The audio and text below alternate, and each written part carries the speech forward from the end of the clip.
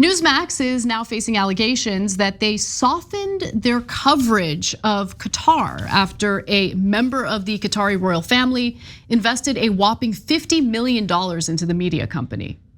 This is how media works in America, folks, unless you're like TYT and you're member supported. So thank you to our members because you give us a voice and you allow us to pop off and mouth off as much as we want without any fear of corporations coming for us or any sponsors coming for us. Now, back to Newsmax, which doesn't have our business model.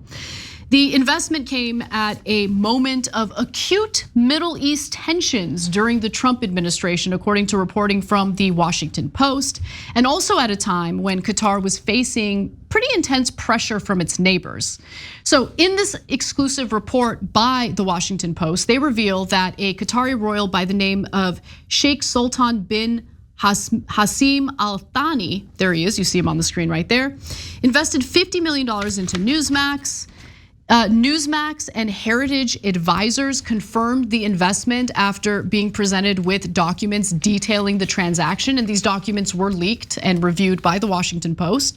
They show that Sultan subsequently transferred his stake to a Cayman Islands-based corporate structure. The $50 million investment represents a significant minority stake in Newsmax, a privately held media company estimated to be worth between $100 and $200 million, according to S&P Global Market Intelligence.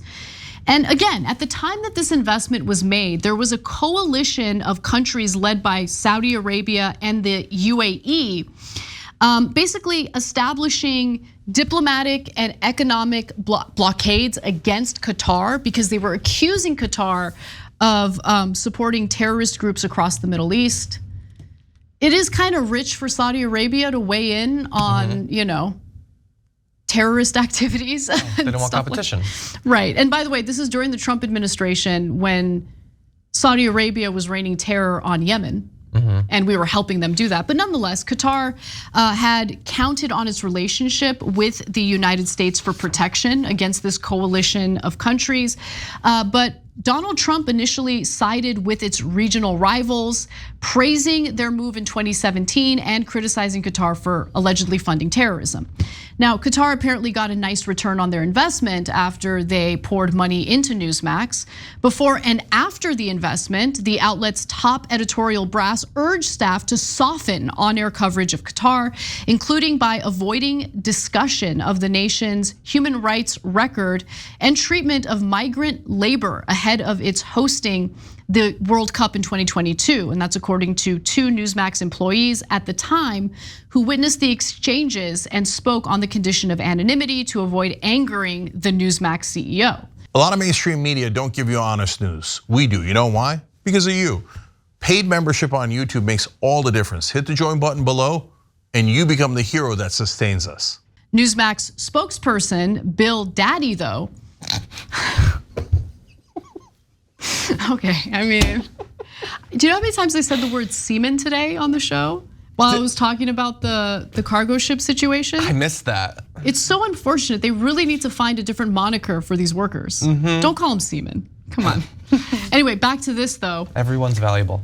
So again, let's go back to Bill Daddy, okay? Spelled with an I at the end, not a Y. That just makes it kinkier, but okay.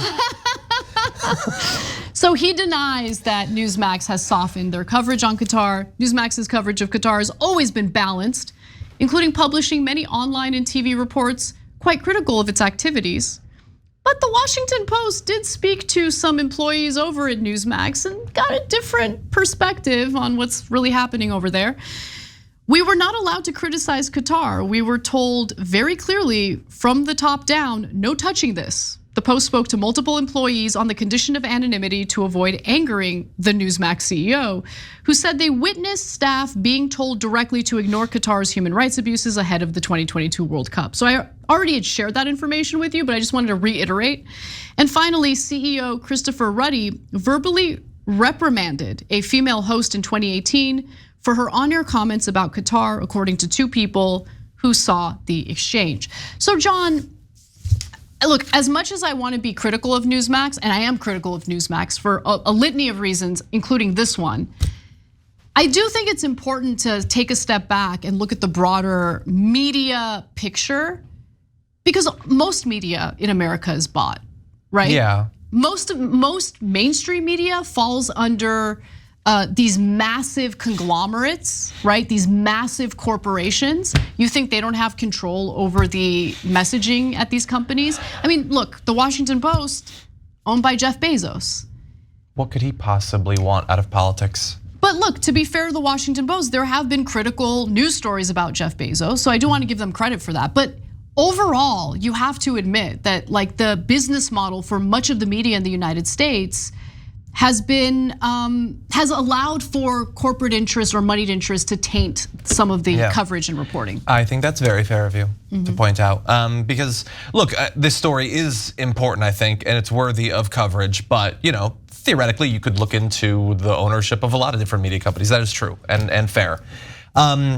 This one sort of stands out in that it's a significant minority ownership by a body of a foreign country. But that doesn't necessarily mean that it's suspicious. Al Jazeera has been able to do quite a bit of good work, despite, although it's faced criticisms of its own, but it's done a good amount of work. The thing about this story is the more I read it, the more I realized I don't understand any of this. Really? I feel, anyone else think that this is a little bit weird in some ways? Maybe I'm being naive. Maybe you need Daddy to explain it to you. Maybe Daddy could sit me down and explain it. This seems like ChatGPT took a bunch of nouns and verbs that normally make sense and put them together in a way that doesn't make sense. And let me try to explain what I mean here. First of all, Newsmax is worth $200 million. They received an infusion of $50 million from this country. Where the hell did that money go? Have you watched Newsmax? No, John. Wait, $50 million? I mean, I have. DYT has been operating for 20 years. We haven't had $50 million the whole time. They don't have production values. How much could they possibly be paying those news robots on there? Where is the money going? I think executives are taking some mighty fancy vacations, but that's not even my biggest issue with this. So I understand that if you're a country like Qatar and you're experiencing widespread criticism of your human rights record, and in particular having to do with the World Cup, you want to do a little bit to help manage your public relations nationally. Okay, so you're gonna do some investments. Okay, so obviously the first thing you do is buy a minority share in Newsmax. Why do they care if Newsmax criticizes them? What is Newsmax driving American political thought? Well, let me explain. What Qatar wanted, or Qatar, depending on how you want to pronounce it, what they wanted was to get the protection of the American government. And remember, this happened under the Trump administration. Sure. What did Trump like to watch other than Fox News? OAN? Sure, and Newsmax. Okay, that's a good point. Yeah. Maybe they could be influential. And look, Trump is fairly easy to influence. He sees something on the news. That's a good point. But yeah, okay, look, if with the $50 million they got Newsmax to do that sort of advocacy, then I would sort of see it. But like when they're like they got them to soften their criticism of the human rights record, I don't think any right-wing news outlet is doing tons of exposés of migrant workers being abused. No, I mean Newsmax, wall-to-wall coverage of human rights abuses and workers' abuses. Yeah, totally. Like that's what they're known for. If you want Democracy Now! To lay off, okay, I understand you're gonna put some money in there. But Newsmax, like wall to wall, every A block is about how workers from Bangladesh are being killed by the dozen. I sort of doubt it. That's what I mean. Look, I apologize, I'm naive, I don't know what I'm talking about, and I didn't get much sleep last night. But this just seems like a really weird expense. Yeah. No, I mean, look, I don't know if this actually ended up paying dividends for Qatar. I don't really hear much about human rights abuses in Qatar. In fact, most of the coverage that you see about Qatar right now tends to be positive because they're trying to broker, ceasefire deals between Hamas and Israel. And John Oliver did a great thing on the World Cup stadium. That's true. Exactly. So.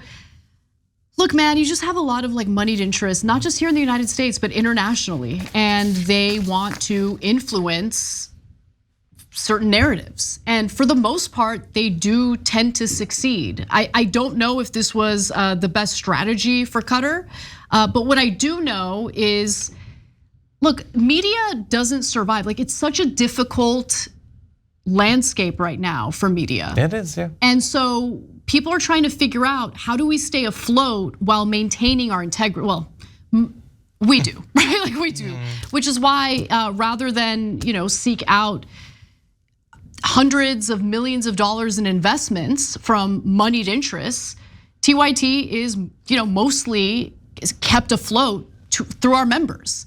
And I feel like that's way better because it's driven by people, actual working human beings, real people, as opposed to a handful of moneyed interests who, in most cases, do want to have control over the narrative, right? Yeah. Not in all, but in a lot of cases they do. Yeah. And so I love that this reporting came out because it opens up a discussion about what media really is, what the news cycle is, and what actually influences some of the decisions that are made at various media organizations. But yeah, man, imagine having $50 million that you're willing to pour into. Like, if I had $50 million, I wouldn't pour it into TYT. You could fund that retirement account for yourself with the $50 million.